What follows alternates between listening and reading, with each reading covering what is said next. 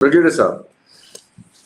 अच्छा जनाब, आपकी बात सही है। मतलब देखें, जैसे मैंने पहले अर्ज किया कि Pakistan has to first of all determine कि उनके अपने नेशनल इंटरेस्ट क्या हैं, और उसके बाद उन्होंने उनको परस्यू कैसे करना है। हिंदुस्तान को मेरे ख्याल में उनको अपने जो नेशनल इंटरेस्ट जो हैं वो बिल्कुल क्लियर है।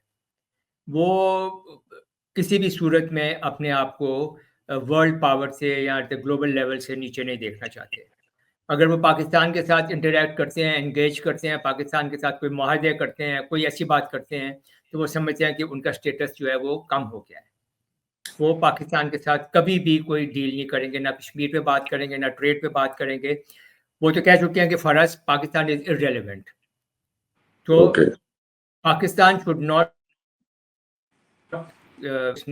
और अदरवाइज के जी हिंदुस्तान हमारे साथ बात करे या हमारे साथ ट्रेड करे, उसकी ज़रूरत नहीं है। अभी जो मसला है हमारे ये टेररिज्म का, देखें उसमें मैं अभी before the programme I was going through the points of the national action plan जो कि 2014 में बना था, और उसके बाद आई थिंक उसको वो उन्होंने अपडेट भी किया है। 20 पॉइंट थे उसके अंदर। कोई एक पॉइंट ऐसा नहीं है जो कि ये कहता हो कि हमें अफगानिस्तान के साथ बातचीत करनी चाहिए। कोई एक पॉइंट ऐसा नहीं है जो कि कहे कि हमें रीजन के कंट्रीज को मिलाकर एक रीजनल सोल्यूशन ढूंढना चाहिए। कोई एक पॉइंट ऐसा नहीं है जो कि ये कहते हो कि हमें इंटरनेशनल लेवल पे इस इशू को उठाना चाहिए और इसको एट द इंटरनेशनल फोरम्स इसको वादे करके इसके ऊपर बातचीत करके इसका कोई हल निकालना चाहिए। एग्रीड।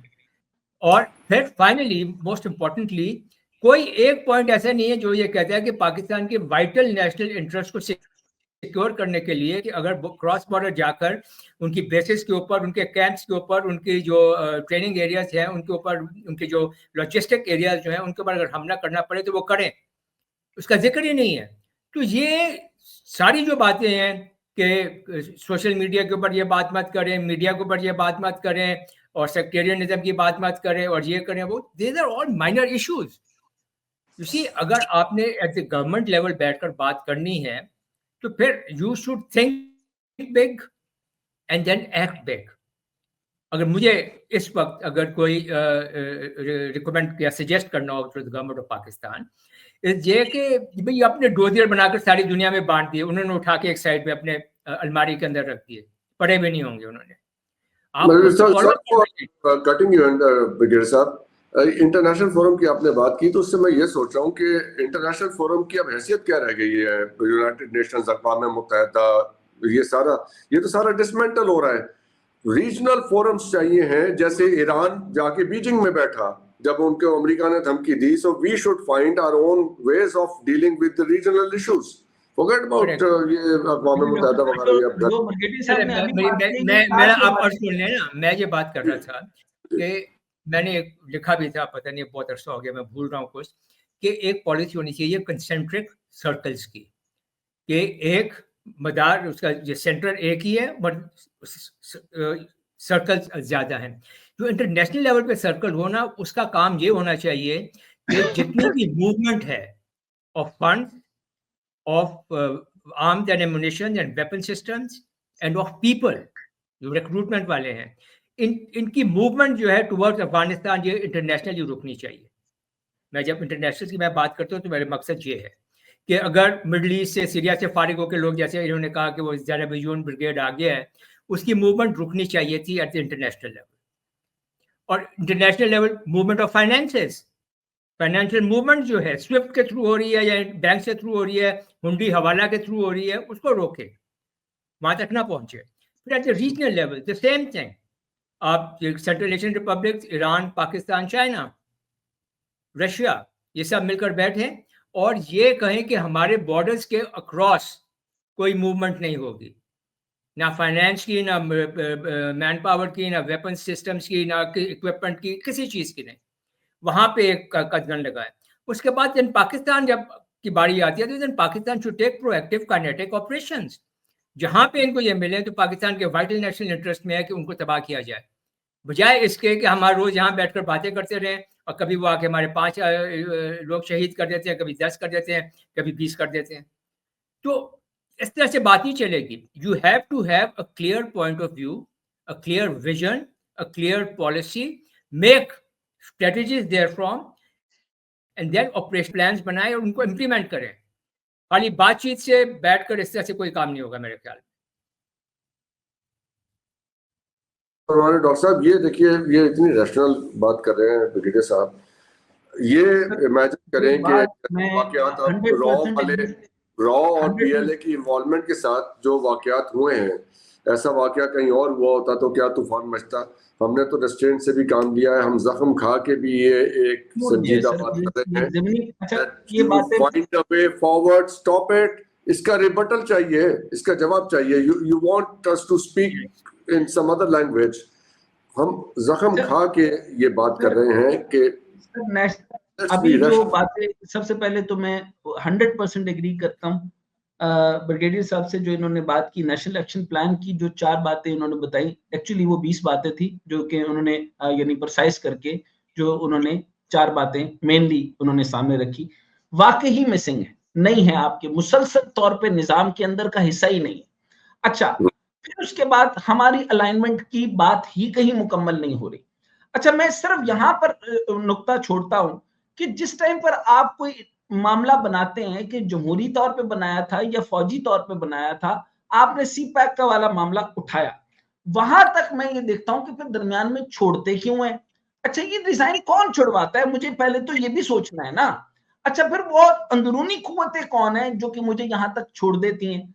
अच्छा, फिर मैं उस दरमियान में उस तक नहीं जाना चाहता कि अयाज सादिक था और ये सारा मैटर चल रहा था, और जो हुकूमत उसके दौरान चल रही थी, और जो खास तौर पे जो इस टाइम पर वो क्या नाम है शाह महमूद कुरैशी भी था।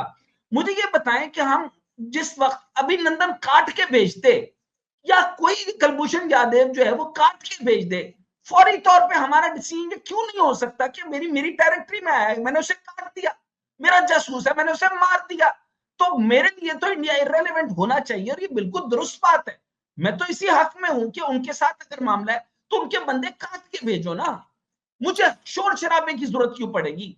या उनकी तरफ से आ रहे हैं तो मेरी सरहद के अंदर अगर वो गलत तरीके से आएंगे तो मैं काट के भेजूं, चाहे वो ईरान ही क्यों ना हो। अच्छा, अब ये बातें सारी जिमनी हो गई, लेकिन इस जिमनी बातों के ऊपर आज जो मैं इतने लोग शहीद करवा रहा हूं, उनका क्या करूं। फिर मेरे पारा चनार के अंदर क्या हो रहा है, अब मैं थोड़ी सी आपके साथ बात जो कर रहा हूं, बीएलए। अब बीएलए का मामला ये था कि बरामदाग बुगटी और रॉ के साथ जो उन्होंने फंडिंग शुरू की, लेकिन बरामदाग बुगटी बना कैसे, बुगटी को टारगेट करने से। पॉइंट ये है कि वो गलत डिसीजन तो हमारी तरफ से हुआ था ना। अच्छा, अगर ये सही था तो हम उसके ऊपर स्ट्रेटेजाइज रहते, उसके ऊपर सियासत ना करते। फिर हम उसके बाद आज जो है वो बरामदाग बुगटी के साथ मिलकर बलोच राजाई अजूई संगत जो ब्रास नामी है अलहदगी पसंद तंजीम ने एक इत्तेहाद बनाया, और इस इत्तेहाद ने रियासती इदारों और चीनी मुफादात के खिलाफ अपने हमलों में शिद्दत लाने का ऐलान किया। अच्छा जी, बलूचिस्तान में फाल जो मुसल्ला अस्करियत पसंद तंजीमों ने जुलाई 2020 में 2020 में सिक्योरिटी फोर्सेस के साथ चीन के मुफादात को निशाना बनाया। ये ब्रास का इत्तेहाद है। अच्छा, ये ब्रास का इत्तेहाद मजमूई तौर पे सब बलोच कौम परस्तों को मिलाकर उन्होंने ज्यादातर इंडियन इंटरवेंशन इसके अंदर दाखिल की। अच्छा, हमने जब ये नवाज शरीफ, जब मैं कहता हूं कि Nawaz Sharif national security threat है, तो उस वक्त मेरा मामला यहां से शुरू होता है कि फिर मैं इन पर बात तब करूं कि बीएलए, ब्रास, और फिर मैं इसके बाद जब बात करूंगा कि तहरीक तालिबान पाकिस्तान की, उसके बाद लश्कर तैयबा की बात करूंगा। अच्छा, शिया सुन्नी की ये जो तकसीम आ रही है, इनकी बैक के ऊपर कई जगहों के ऊपर सिपा सहाबा के ऊपर, सर सिपा सहाबा की बैक के ऊपर राना सनाउल्लाह का भी नाम है। अच्छा, नाम ना लीजिए ना, वो एजेंसी जाने, आप एजेंसी जाने या ना जाने, मुझे ये बताए ना कि ये जब कवर हम देते हैं तो हमें खुल के बात करनी है ना। अगर नहीं है तो जैसे मोहम्मद हक्कानी नेटवर्क, लश्कर तैयबा, मुझे बताएं हक्कानी नेटवर्क हम डिक्लेयर क्यों नहीं कर सकते। ये क्वेश्चन तो जेन्युइन है, ये तो सवाल बिल्कुल जेन्युइन है कि बड़ा लैप्स देखें बलूचिस्तान के ऊपर जाफर एक्सप्रेस पूरी दुनिया में 4 के बाद ये 5वां बड़ा ट्रेन का है जिसके अंदर सैटेलाइट इन्वॉल्व है। इन्वॉल्वमेंट में वो पूछेंगे पाकिस्तान की सरहद में अंदरूनी तौर पे कौन इन्वॉल्व था, ये छोटी मोटी तंजीम तो नहीं ना सैटेलाइट लिंक ले सकती है और ये सारा कर सकती है। अब आ जाए खुरासान। अच्छा, दाइश, ब्रिगेडियर साहब की बात बिल्कुल दुरुस्त है, ये सारी की सारी ज़रूरी बातें। अच्छा, ये अब जो दाइश के, मैं आगे चलता हूँ सर, अल-कायदा और दाइश खास तौर पे पाकिस्तान और अफगानिस्तान की सरहदी इलाके पे अपना ऑपरेशन तेज किए हुए हैं, आपको पता है इस बात का। अच्छा, दाइश जो है वो टेक्निकल तौर पे अब ये तालिबान अफगानिस्तान या तालिबान पाकिस्तान, टीटीपी पाकिस्तान, इनके खिलाफ है। अच्छा, दहशतगर्दों के खिलाफ एक तंजीम साजी कर रहे हैं।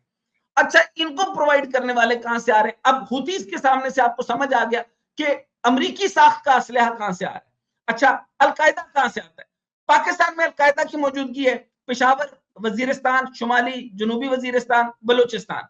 अच्छा, फिर सबसे इंपॉर्टेंट बात, हम तो इररिलेवेंट हो गया, आप इररिलेवेंट हो गया।